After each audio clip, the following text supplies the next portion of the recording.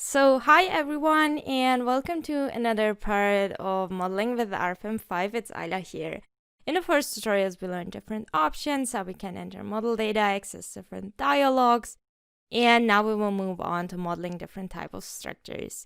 Within this tutorial I will show you first how we can create member hinges. For that we will model a simple example, for instance the one from our last video, the continuous beam element. But this time maybe we choose a cross section out of the library. I will select an I section, it doesn't matter which one. Let's say an IPE 200.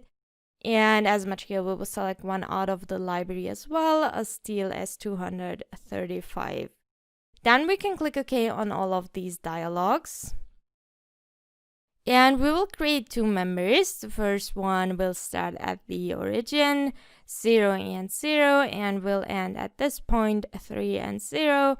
Our second member will start here and end at 6 and 0. With the right click, we will cancel out of this, and then we need our supports, a hinge one at our start node, and the other two supports will be able to slide along the X direction.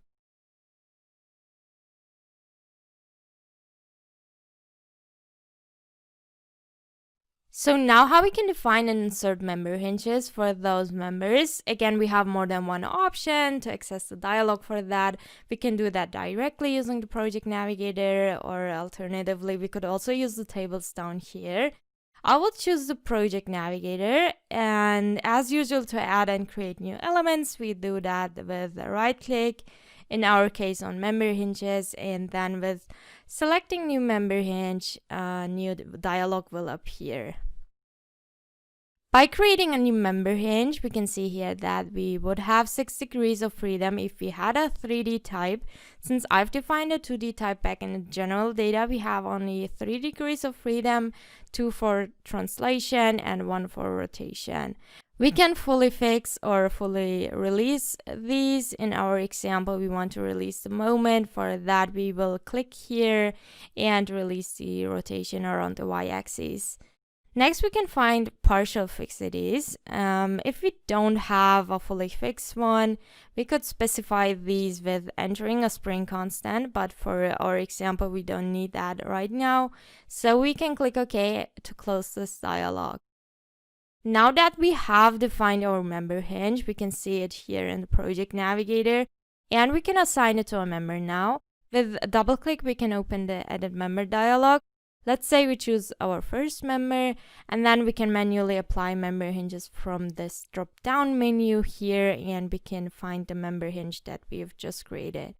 What we could do in general is also to change the member type. A beam type, what we have here right now, is defined as a fully fixed member without any member hinges.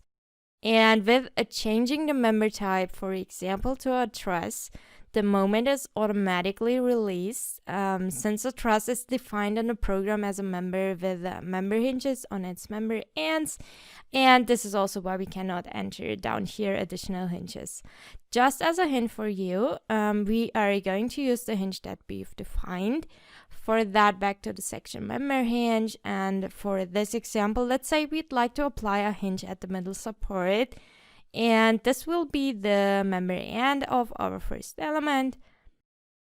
Next, we'll click OK, and then you see the member hinge is displayed as a white point here. Maybe two more hints at this point. The first one, if you don't know what's your member start or end, we can click on the member, and then we can see a red arrow which shows us the orientation of the member. And the direction refers to our modeling direction. Like if we create a beam from the left side to the right side, then our member start will be the first node and our member end the second one, or the other way around. Like if we enter our beam from right to left, then the member start will be the second node. What we can do is also with a right click, we can turn on the member orientation, and now the orientation is displayed without clicking on the member. And we can reverse the member orientation as well with a right click and then reverse member orientation. We can delete these ones and move on with our model. Next, we need a load. For that, the same procedure like we've learned in the previous tutorials. First, we define a load case. Then we will apply a member load of 5 kilonewtons per meter. For that, we will enter here 5, and then we will graphically assign it to those members. So now, before we calculate our system with a hinge, I'd like to copy our model in order to show you the results and to compare them like the results with a member hinge and without one.